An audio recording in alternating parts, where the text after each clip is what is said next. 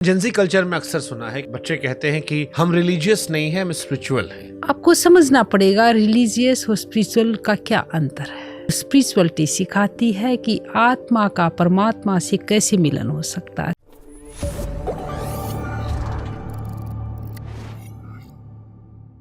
मैंने Gen Z culture में अक्सर सुना है कि बच्चे कहते हैं कि हम रिलीजियस नहीं हैं, हम स्पिरिचुअल हैं। ये बहुत कॉमन टर्म आजकल हो गया है। क्या स्पिरिचुअलिटी का मतलब मन की शांति है? आपको समझना पड़ेगा रिलीजियस और स्पिरिचुअल का क्या अंतर है। धर्म हमें सिखाता है हमें कैसे जीना चाहिए, जीवन जीने की कला क्या है, हमें अपने जीवन में कैसे अपने आप को बेहतर बनाना है। और स्पिरिचुअलिटी सिखाती है कि आत्मा का परमात्मा से कैसे मिलन हो सकता है, कैसे हम डिवाइन एनर्जी से एनर्जाइज अपने आप को रख सकते हैं। आत्मा के कई स्वरूप होते हैं, आप किसी भी नाम में उसको पुकार सकते हैं। यहाँ पर जानना होगा कि जो डिवाइन एनर्जी है, कॉस्मिक एनर्जी, वो है क्या? वो है ईश्वर। जिस ईश्वर ने, जिस परमात्मा ने हम सबको बनाया है, उसको हम कोई भी नाम दे सकते, कॉस्मिक एनर्जी नाम दे सकते, डिवाइन एनर्जी दे सकते, परमपिता परमेश्वर नाम दे सकते, ईश्वर नाम, कोई भी नाम से हम पुकार सकते हैं। पर है ना, जो हमको सब कुछ देती है, वो एनर्जी हमारे आसपास है। उससे हम डेली कनेक्ट करें मेडिटेशन के द्वारा। जब मेडिटेशन करने बैठते हैं तो हम अपने आप सेल्फ एक्चुअलाइजेशन करते हैं, अपने आप से कनेक्ट होते हैं। और जब हम अपने आप से कनेक्ट होते हैं तो उस ईश्वर से अपने आप ऑटोमेटिकली कनेक्ट होने लग जाते हैं, उस एनर्जी से धीरे धीरे कनेक्ट होने लग जाते हैं। जो हमारे अंदर इतने विचार चल रहे थे, जो हम विचारों से भरे हुए थे, धीरे धीरे हमारे नेगेटिव विचार रिलीज होने लग जाते और पॉजिटिव विचार आने लग जाते हैं, क्योंकि हमारे साथ ईश्वर का आशीर्वाद है, हमारे साथ वो डिवाइन एनर्जी कनेक्ट हो रही है, हम उससे कनेक्ट हो रहे हैं। तो बहुत सारे लोग ऐसे होंगे जो जीवन में अच्छा कर रहे हैं, लेकिन उनको समय नहीं मिला ये बैठ के सोचने का कि वो कौन है, अपनी आत्मा में झांकने का।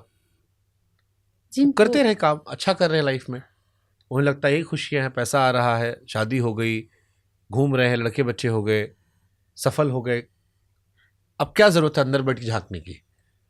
आपको ये पता है कि शायद वो अंदर झांके, अपने पैशन को जाने। अपने अंदर में कोई व्यक्ति चाहता है कि मैं कंफर्ट जोन में रहूं, मेरी 9 to 6 जॉब रहे, मैं संतुष्ट हूं, मैं खुश हूं। तो वो जान तो पाया ना अपने बारे में, अपने अंदर जान पाया कि मेरा जो सिस्टम है वो मेरे को सेटिस्फाइड कर रहा है, मैं खुश हूँ उससे। जब तक जानेगा नहीं तो खुश नहीं रहेगा वहाँ भी। मतलब आपको ऊपरी अंदर झांकने का मतलब है कि वो एहसास करना जो आपको खुशी देता है। खुशी देता है।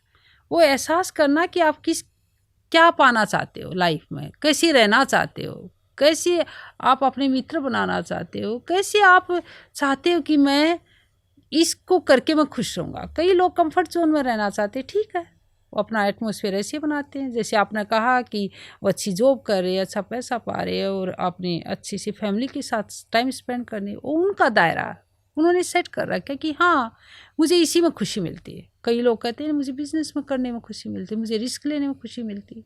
डिपेंड करता है मनुष्य पर कि वो किससे खुश है।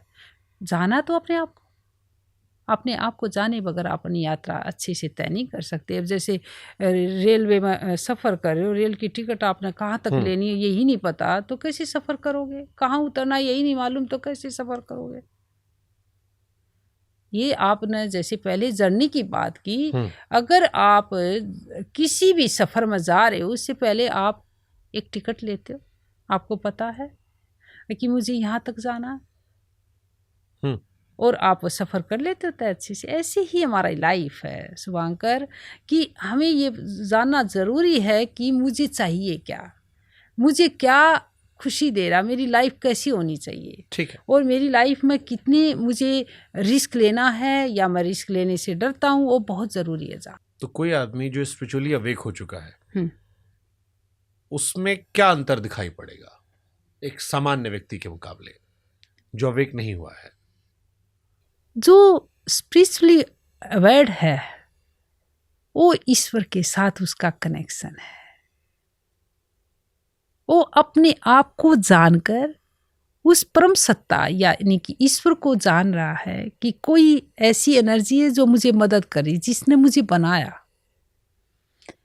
उसके विचारों में आपको कॉन्फिडेंस दिखाई देगा, उसके भाव में आपको कॉन्फिडेंस दिखाई देगा, उसके इमोशंस में, उसके प्रेम में वह दयावान होगा, वह करुणामय होगा, वह लोगों की मदद करेगा।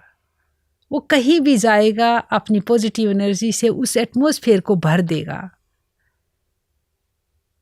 जो कम प्रैक्टिस करते हैं वो अपने लिए ही परेशान रहेगा, अपने आप पर ही डाउट करेगा, अपने अंदर कॉन्फिडेंस नहीं होगा, डर होगा, उसको फ्यूचर की चिंता होगी, भावनाएं भी फुलफिल नहीं होगी। इस तरह का अंतर देखने को मिलता है। वो अपने कार्य को लेकर भी परेशान रहेगा। बट सामान्य जो लोग हमें मिलते हैं रोज, उनमें से अगर 10 में से मैं देखूं तो 9 लोग तो मुझे ऐसे नहीं मिलते जिनमें लोगों के प्रति प्रेम हो, करुणा हो, जलन ना हो, ईर्ष्या द्वेष ना हो, दूसरे की सफलता पे वो खुश होते हों। वो भटक रहे ना, हम इतनी देर से बातें कर रहे कि अपने आप से भटक रहे। उनको पता ही नहीं है कि कैसे मुझे करना है, कहाँ से करुणा आएगी, क्या मुझे दया भी कोई पार्ट। उन्होंने जब सीखा ही नहीं होगा, जब आप वो अंदर से कनेक्ट नहीं होंगे, उस ईश्वर से कनेक्ट नहीं होंगे जैसे स्पिरिचुअलिटी में, तो कैसे दया आएगी, कैसे प्रेम आएगा, कैसे भावनाएं जागृत होंगी। बस वो कर रहे हैं, आगे बढ़ रहे हैं, कार्य कर रहे हैं, अपनी लाइफ में आगे बढ़ रहे हैं, उनको आभास ही नहीं। क्या जीवन में खुश रहने के लिए सेल्फ लव भी जरूरी है? यस, सेल्फ लव बहुत ज़रूरी है। जब अपने इमोशन से प्यार करते हो, अपने आप से प्यार करते हो, अपनी चीज़ों से प्यार करते हो, तो अपने आप को अच्छे से रखने की कोशिश करते हो। जैसे आप हो, अपने आप से प्यार करोगे तो आप अच्छे से अपनी बॉडी को रखोगे, अच्छा शरीर बनाओगे, अच्छे मन को ठीक रखोगे, बुद्धि को ठीक रखोगे, अपने संस्कारों को ठीक रखोगे। जब सेल्फ लव करोगे तभी तो ये सब ठीक रखोगे। स्पिरिचुअल अवेकिंग करने के लिए रोजमर्रा की जिंदगी में क्या करना चाहिए हमें? आपको प्रतिदिन उस ग्रेटिट्यूड करना चाहिए कि परमपिता परमेश्वर ने हमको सब कुछ दिया है, धन्यवाद करें, अपने आप को जानें, अपनी आसपास के वातावरण में खुशियाँ लाएं। आप प्रतिदिन मेडिटेशन करें, ईश्वर के लिए 10 मिनट 5 मिनट जो भी मंत्र से आप जिस भी मंत्र का आप प्रयोग करते हैं उस मंत्र को जपें, अपने आप में बारे में जानें। 5 मिनट बैठ के अपने आप को पहचानें कि आज मैं क्या करूँगा, कैसे करूँगा। ये होता अपने आप को एनर्जाइज करना।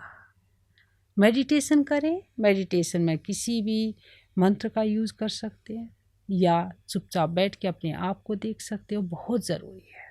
मतलब शीशे के सामने बैठ के खुद को देखते रहे?